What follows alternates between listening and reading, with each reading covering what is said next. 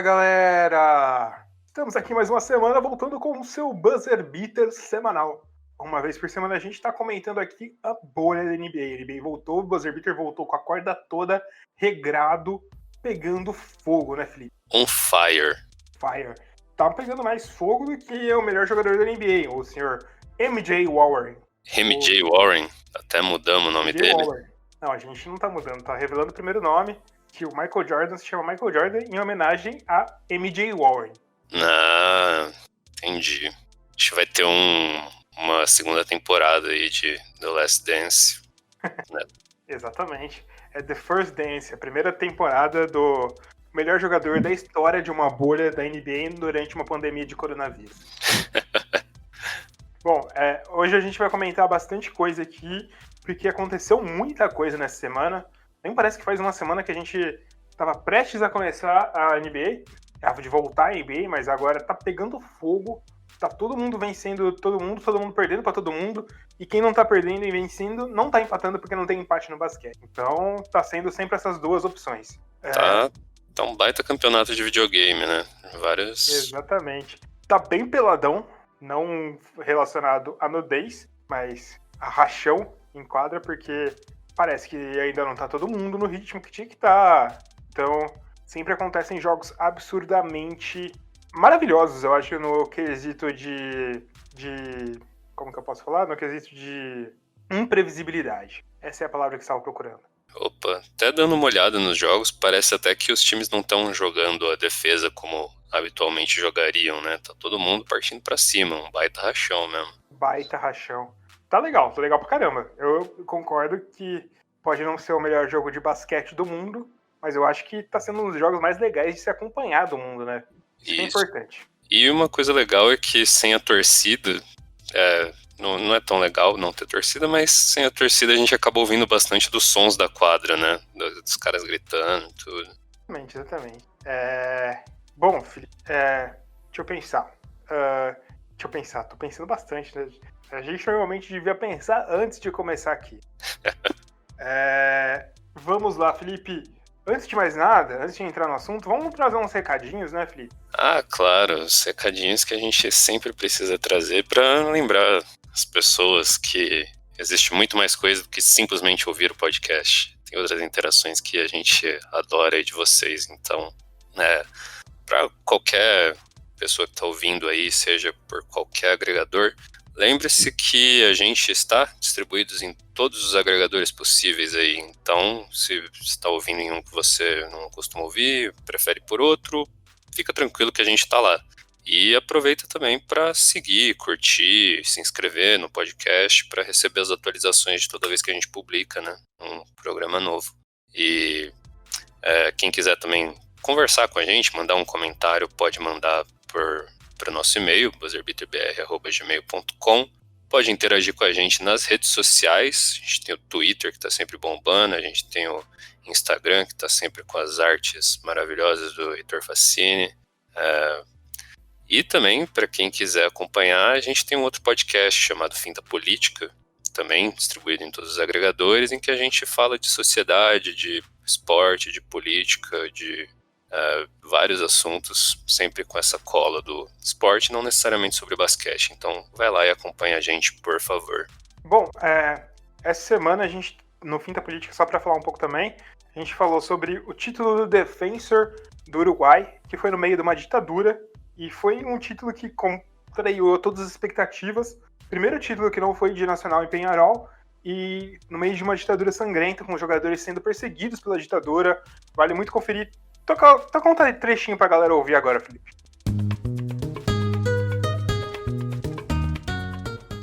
No dia 26 de julho de 1976, numa tarde fria de inverno, o Clube Atlético Defensor, e posteriormente seria Defensor Sport Clube, conseguia inverter o sentido do relógio e quebrar uma hegemonia que durava anos no Uruguai. O pequeno clube, dirigido pelo técnico José Ricardo de León, um homem de esquerda, dinamitava naquele dia uma sequência de 23 títulos do Peñarol e 21 do Nacional, sagrando assim campeão uruguaio. No meio de uma sangrenta ditadura militar, o time se tornava assim um respiro entre tantos momentos de roubos de liberdade. Uma espécie de resistência armada de 11 revolucionários contra o governo que apoiava Peñarol e Nacional. Além de uma revolução simbólica do pequeno vencendo os grandes, o clube também trazia uma questão de padrões uruguaios de como se praticar futebol. O time jogava para frente. Toda a história do título do Defensor, da importância na luta contra a repressão, você ouve agora nesse podcast.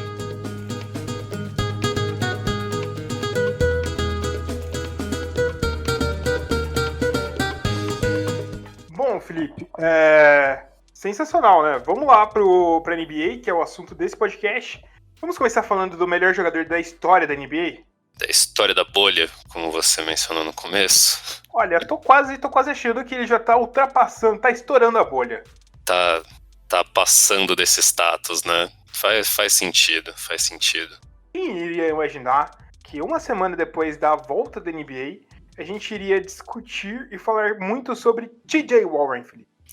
Eu tô bem surpreso, cara. Bem surpreso também no sentido de não só T.J. Warren tá jogando bem, acumulando bons jogos, estatísticas, tudo, mas isso tá se convertendo em vitórias, né, pro Indiana Pacers. O Indiana Pacers é um dos únicos times que estão invictos na bolha da NBA. É um dos poucos, eu acho que são 3. Toronto, Indiana e o Suns. Isso. A gente vai comentar depois sobre o Suns, tudo, mas o foco agora é nas fabulosas atuações de T.J. Warren. Tudo bem que... Ou melhor, MJ Warren. Eu vou chamar ele só de MJ Warren. Pois é, tudo bem que 2 desses jogos foram tipo contra Orlando e Washington, que teoricamente não são times que estão no mesmo nível, mas que deveriam estar com um pouquinho mais de sangue no olho para pegar as últimas vagas, né, da conferência. E mesmo assim, T.J. Warren tá sambando em cima desses caras. Cara, vou ler algumas estatísticas dele nesses 3 jogos da bolha. 39,7 pontos por jogo, digo isso. 2,3 tocos, 2 roubos de bola, 3,3 assistências e 5,7 rebotes. Tudo isso chutando incríveis 60,9% de 3 pontos e 65,3% da linha de arremessos gerais. Caraca, Felipe. Caraca, bicho.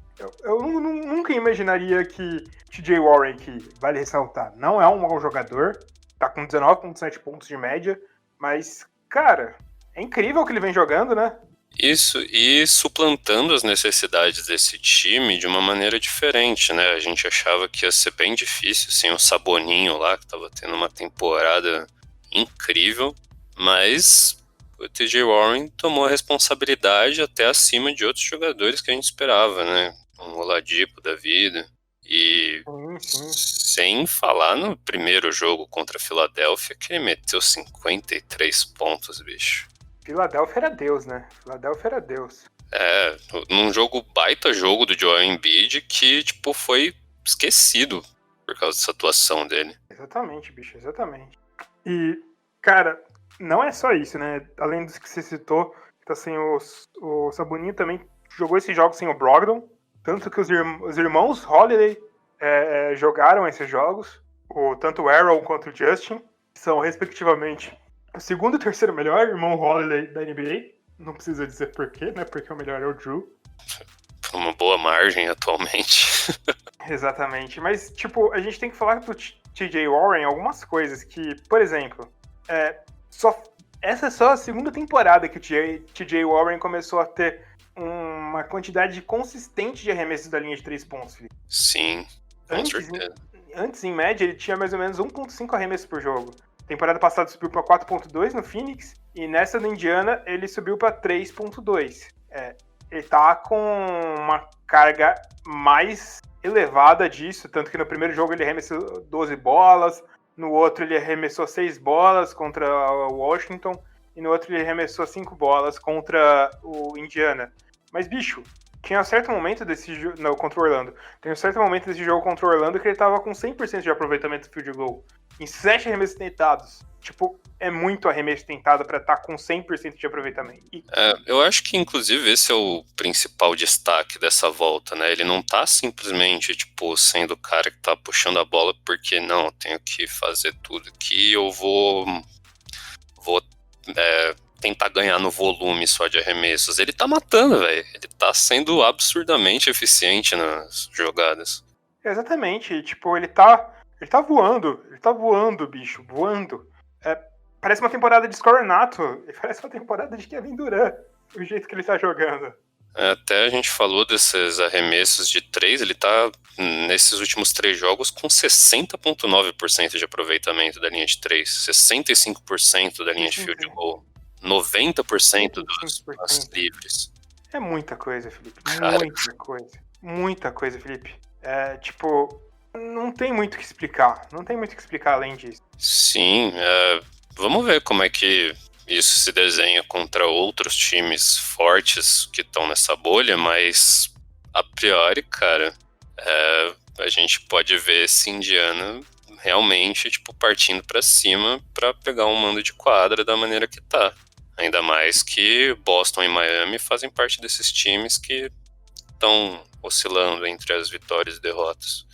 O Miami começou bem, mas o Boston tá estranho de qualquer forma. Então, é estranho.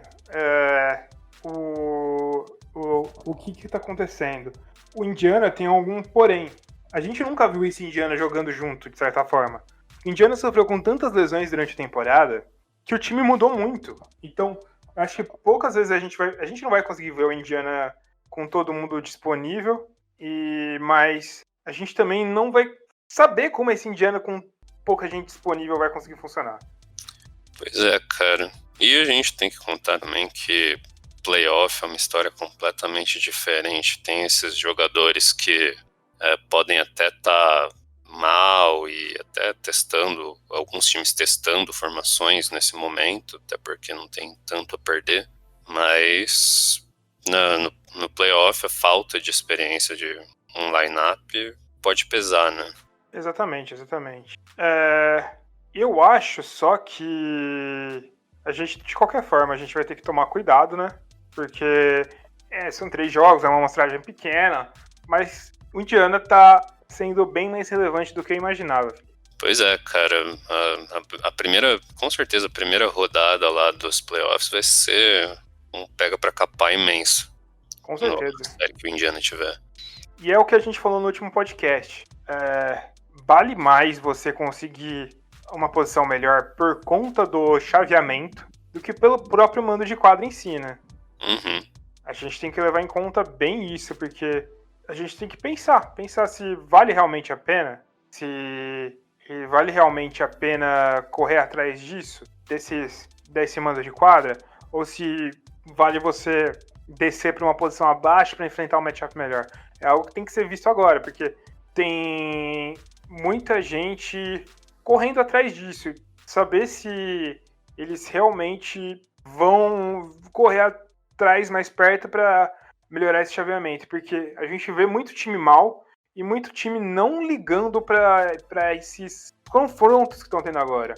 Principais times não estão aparecendo a ligar tanto, que a gente falava que era o Lakers, o Clippers e o Bucks, né? Estão todos com desempenhos muito erráticos, né? Sim.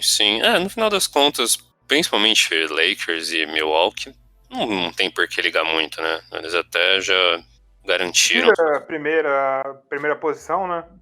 Então não tem muito o que brigar ou o que planejar. Então, que vier abaixo não é mais da força deles. Pois é. E ainda a gente tem outros poréns que são diferentes, né? Mas vai valer a pena se tirar o pé para não aproveitar para colocar ritmo de jogo? Como que vai ser quando chegar a hora da verdade, né? Então... Alguns desses times que estão testando, como Indiana, como um Clippers, não é interessante tirar o pé no sentido de que você precisa ter esses caras jogando junto, né? Mesmo que você tenha as limitações óbvias de alguns jogadores principais, assim, que não podem estar em quadra ou não puderam estar em quadra no comecinho e tudo mais. O Clippers acho que ainda nem pôde contar com o Harrell, né? Pois é, o Harrell ainda não voltou, nem entrou na bolha, ele tá fora da bolha porque a avó dele morreu, ele ficou bem sentido por causa disso, então capaz que ele volte nos playoffs ou perto dos playoffs, então nem tá na bolha. Mas tem que ver, né? Tipo, eu acho que da mesma forma que a gente tem que ver com ressalva esse super momento do Indiana, tem que ver com ressalva também o mau momento desses times bons, né? Desses grandes times. Pois é.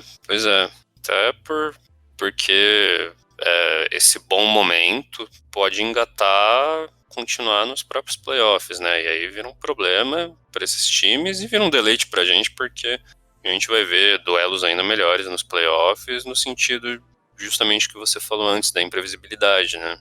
Um time que a gente nem esperava que podia estar tão bem, surgir como um desafiador aí, já na primeira rodada.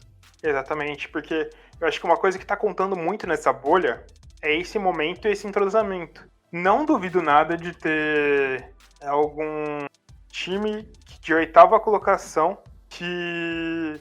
Como que eu posso falar? De oitava colocação que faça um upside. Não é upside a palavra? Upset. Upset. Que acabe vencendo de primeira ou de sétima para segunda. Não duvido.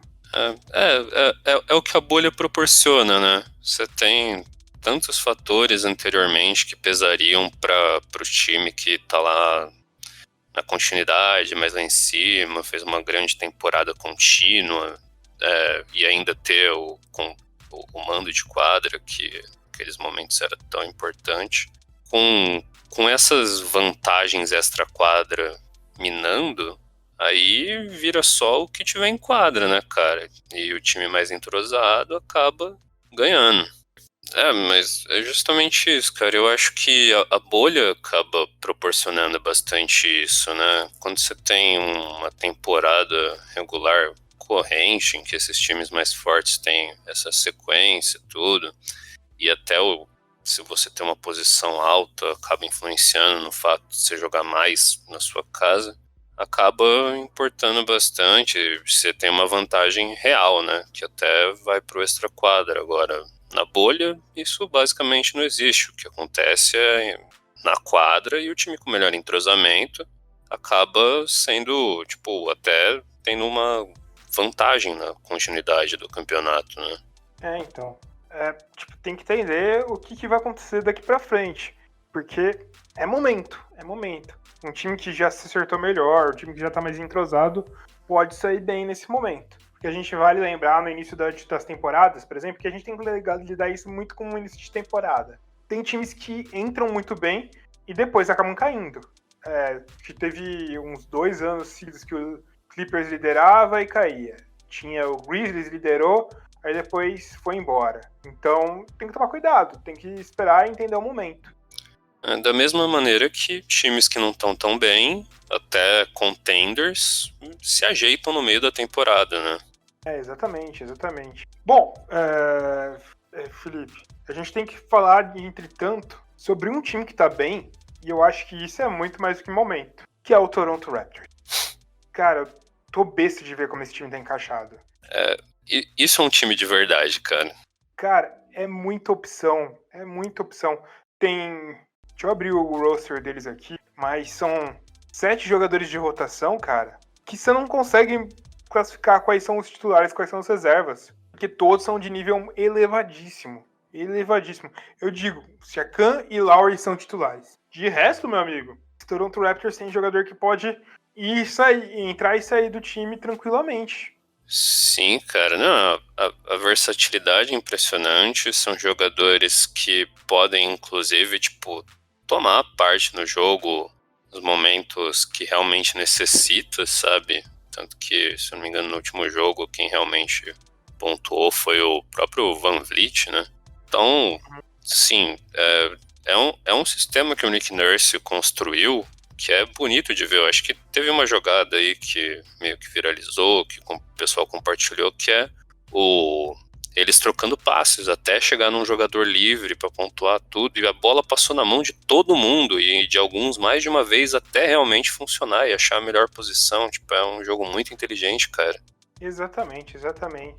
Tipo, eu falei lá dos jogadores, a gente conclui que Siakam e Lowry são titulares e que Terence Davis e Rondé Jefferson são reservas, que são da rotação de 9 caras que eles têm.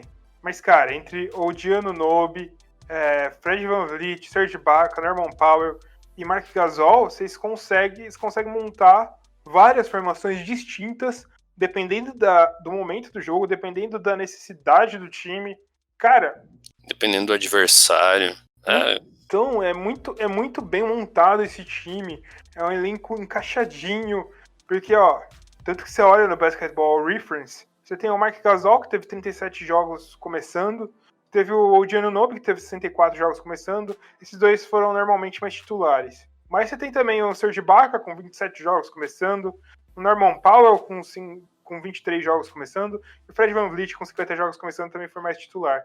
Então, esse cara... Você sabe que você pode contar com quase todos eles, cara. Isso é muito importante. Isso que vai ter produção, né? O mais importante, não é só, tipo, eles estão com minutagem porque não tem gente no resto do time.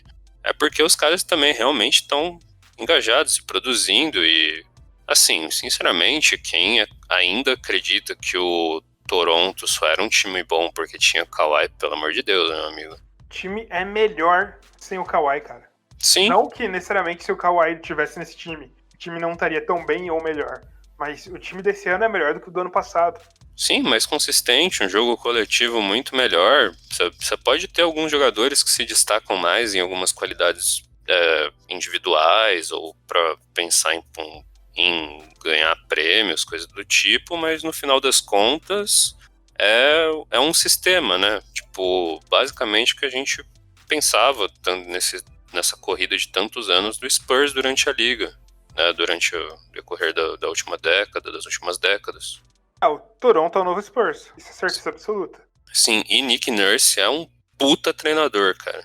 Consegue criar variações de jogadas, ele consegue tirar o melhor dos seus jogadores, ele consegue desenvolver os seus jogadores, porque, desses caras, o Siakam não foi escolha de loteria. Siakam não foi a escolha de loteria, de confirmação. Se eu não me engano, não, acho que ele foi. Siakam foi a 27ª escolha. O Kyle Lowry não foi escolha de loteria também. Fred VanVleet não foi escolha de loteria. Eu acho que o Norman Powell também não foi. Vou confirmar. O Dino Nobe não foi. O Marc Gasol também não foi. Terence Davis não foi. O Rondé Jefferson também não foi. Só confirmando todos esses aqui. Ibaka também não. O Ibaka também não. O Siakam foi a 27ª, como eu falei antes. O Rondé Jefferson foi a 23ª. O Kyle Lowry foi a 24ª. 2006, tem um bom de tempo já. O Kyle Lowry tá velhinho e quanto mais velho, melhor. O Fred VanVleet foi undrafted. O Norman Powell foi a 46ª, segunda rodada. O OG Anunoby acho que o mais recente, um dos mais recentes desse time foi a 23ª. O Ibaka foi qual escolha, Felipe? O Ibaka acho que foi a 24ª. 24ª. O Marc Gasol, 48ª. E o Terence Davis foi undrafted. Cara, nenhuma escolha de loteria no time, em toda a rotação, Felipe. Nenhuma. É basicamente aqueles jogadores que os times pensam que só vem pra completar elenco, pra dar número.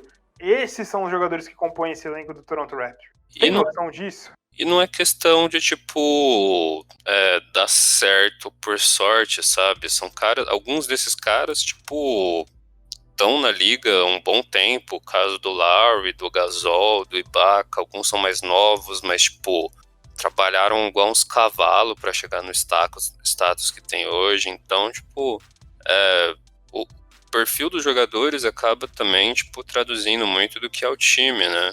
E até do que o próprio Nick Nurse tem para trabalhar como algo maior, como um sistema, como uma equipe. Então, cara, Tanto que o próprio Toronto, desde o time da D-League, eles vêm jogando da mesma forma. Então, é isso. Tipo, eles vêm jogando eles têm um sistema de jogo, os jogadores que saem da D-League conseguem complementar esse sistema de jogo. Então, é absurdo, é sensacional o que eles conseguem fazer. Isso, e também vários props para dar pro próprio Masai Ujiri, como um GM, né? Por não acelerar ou tentar passar por cima de etapas, né? Porque para chegar nesse time que chegou até hoje, de tipo virar um contender mesmo depois de perder uma grande estrela, no caso do Kawhi, é uma mentalidade que você implanta e que ele tentou construir não com trocas mirabolantes e coisas malucas, mas draftando bons jogadores aqui e ali, com as posições, com as picks que tinha, trazendo jogadores, alguns até que não tinham tanta perspectiva de contribuírem tanto com o time, né? O Kyle Lowry, quando chegou, ele era um bom PG na liga, mas não era nada. Se não me engano, ele veio do Rockets, não é? Isso. O Kyle Lowry, deixa eu ver como que ele veio do Rockets. Se eu não me engano, foi em troca. Ele tinha vindo de um ano bom no Rockets, mas aí ele foi trocado, se eu não me engano. Eu vou confirmar isso pra você, Felipe. Só um instante. Kyle Lowry. O último ano dele no Houston Rockets foi ok, com 14 pontos, 6.6 assistências, mas longe do melhor ano dele. Deixa eu ver as transações. Ele foi trocado. Ele foi trocado para o Toronto por Gary Forbes e uma pick de primeira rodada de 2013 que virou o Steven Adams. E que depois saiu do Houston Rockets, não jogou no Houston Rockets. Exato. Então, só ver o Steven Adams trocado no... ele foi o pacote que virou o James Harden, de certa forma. Sim. Bom, cara, é incrível esse time do Toronto, velho. Pra mim, ele tá no mesmo nível de não só qualidade, mas de favoritismo de Lakers, de Bucks, de Clippers, no momento melhor, né? Sim, não, é justo e necessário colocar eles nessa brincadeira, sabe? Eu acho que normalmente quando se olha, o pessoal tende a deixar eles de lado, porque justamente tipo, esses times têm candidatos MVPs, jogadores que há temporadas aí são monstros, tudo, mas acho que a grande prova é de que não precisa ter um jogador top 5 pra você ser um contender na liga, né? Sim. E olha que Siakam não é longe de ser top 5, né? Mas... Não, é um puta jogador. Mas com certeza. Tirando esses dois times, outro time que tá muito bem, Felipe, por incrível que pareça, Phoenix Suns, Felipe. Phoenix Suns vem jogando muito na bolha de NBA, Felipe. Você imaginava que a gente chegaria aqui falando de Phoenix Suns? E é muito com M maiúsculo, né, cara? Não é aquele negócio que, tipo, eles tiveram sorte, eles enfrentaram os times bostinha do leste. Não, cara, eles estão ganhando de... Estão jogando bem pra caralho. Pra caralho. E isso, ganharam num confronto vários confrontos importantes aí, o último contra o seu Clippers, Heitor. Triste. Foi um momento bem triste. E contra o Dallas, né? Que é, no mais, uma boa vitória, uma vitória importante. O Devin Booker tá jogando demais, DeAndre Ayton tá jogando demais. Não, Devin Booker tá... Devin Booker jogando assim é algo que a gente imaginava que podia acontecer, não esperava, mas não é um nível absurdo de esperar que nem o TJ Warren, que nem o MJ Warren. Devin Booker parece que deu um passo além na sua evolução. Pois é, cara, e quando a gente achava que, sei lá, talvez eles fossem desistir e se conformar com tentar manter uma pique boa lá, não, cara, eles estão ativamente agora nessa briga pela última vaga, né? Exatamente. E, cara, falamos do Devin Booker, vou ler aqui as estatísticas dele. 30.7 pontos, 5.3 assistências, 4 rebotes, 45% da linha de 3 e 47% de field goal. Mandando muito. Isso, e você tem outros jogadores indo bem, né? O Ayton tá mandando bem, o banco deles, tipo, Cameron Payne tá sendo uma peça importante desse time. Cameron Payne, em 2020. 2020 ainda é Cameron Payne. O Ayton teve um joguinho ruim, foi os contra Dallas, que ele não foi tão bem, mas jogou pouco. Mas os outros ele foi muito bem, bicho. Teve um jogaço contra Washington, teve um jogaço contra o Clippers também, principalmente em cima do Zubac, que sem o Montrezl Harrell vem se mostrando um pivô bem limitado. Não que ele já não mostrasse um pivô limitado antes, mas agora vem se mostrando mais ainda. Ricky Rubio vem bem também, né, Felipe? Um puta floor general, né, velho? Tá com 17,7 pontos, 6,7 assistências, 1 roubo de bola, tá matando 60% das bolas de 3 dele. Nossa, bem absurdo. A gente tem também A gente tem alguns jogadores indo bem, né? Esses foram os principais. O Michael Bridges também vem correspondendo relativamente bem, mesmo ainda não mostrando ser o jogador que prometia no draft, mas vem indo relativamente bem. Teve um jogo de 13 pontos. É um time interessante. O que faz esse Phoenix Suns tão bom, Felipe, na sua opinião? Cara, eu, sendo bem sincero, não tenho uma explicação prática, sabe?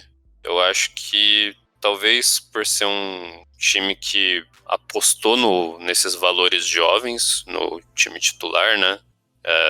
Além do DeAndre Ayton e o Devin Booker, que ainda é jovem pra cacete, mas que são os 2 principais jogadores desse time, eles ainda colocaram 2 complementares aí na defesa que eu acho que estão também indo bem, né? Que é o Cameron Johnson e o Michael Bridges. Então, eu acho que é um time que arranjou equilíbrio no momento que a gente achava que não ia arranjar, né? Porque justamente não tinha a expectativa de equilíbrio, mas se a gente parar pra pensar que tem vários outros times nessa bolha que estão oscilando, parece que não estão num ritmo legal, tudo, e aí a gente pega um Suns que não tinha nada a perder e deu certo, né? Sim. Então, deu certo. É doideira, né, Felipe? Isso, doideira. E naturalmente você ter o seu principal jogador quente desde o começo, assim, é importante para um time triunfar logo no comecinho. Pois cara, sendo sincero, eu não imaginava que o Suns ia brigar. O Suns, nesse momento, ainda tá um pouco longe do... Não tá um pouco longe, tá? Não tá exatamente na posição pro play-in. A gente teve um Memphis muito mal. O Memphis tá péssimo, né, Felipe? Terrível. Horripilante. E possivelmente tem a chance dele sair dessa briga do play-in. E porque eu não duvido que o Memphis vai perder esses outros 4 jogos. Tem um Suns ganhando todos os jogos. O Pelicans não começou tão bem, mas tem um Spurs que voltou relativamente melhor do que era esperado. Tem um Blazers que voltou ligado. Eu acho que o Memphis cai fora, mas o Suns eu acho que vem forte nessa briga do play-in. Eu acho que tá aí, cara. E acho que o principal ponto do Memphis é que todos os 3 jogos de agora que perdeu para justamente times que estão para roubar a vaga deles, né? Que foi New Orleans, Portland e San Antonio Spurs. Então, é o pior começo que poderia ter para esse time. E aí você combina isso com o fato desse Suns tendo esse recomeço aí tão impressionante, eu não duvidaria eu até diria que eu boto mais fé nesse Suns, ainda mais pelo recorde de agora, brigar por essas últimas vagas do que o New Orleans. E eu acho que o Phoenix Suns vem forte nessa briga e até bem mais do que eu imaginava, acho que até mais do que o New Orleans Pelicans nesse momento. Então você acha que o Phoenix Suns tem tudo para eliminar os Lakers na primeira rodada dos playoffs? Não só tem tudo, vai minha previsão aqui de Monday Night, vai eliminar. Caramba! Olha só, aguardem, hein? Felipe disse que Phoenix Suns vai eliminar os Lakers. Pode pôr na manchete. Com certeza irei pôr. Bom, eu acho que é isso, né, Felipe? É isso aí, cara. Falamos bem dos destaques que estão sendo abordados agora na bolha, então... E conforme passar aí a próxima semana, a gente com certeza vai ter muito mais coisa pra falar. É isso mesmo. Bom, galera, a gente encerra aqui o nosso episódio. E semana que vem tem mais. Semana que vem a gente continua falando da NBA com mais na bolha. E vamos lá, né, Felipe? Vamos aguardar, porque tá sensacional, né? Isso aí. Mantenha a bolha. Pois é, basquete só na bolha agora. E fique você na sua bolha também. Falou, galera. Muito obrigado. É nóis. Tamo junto. Valeu!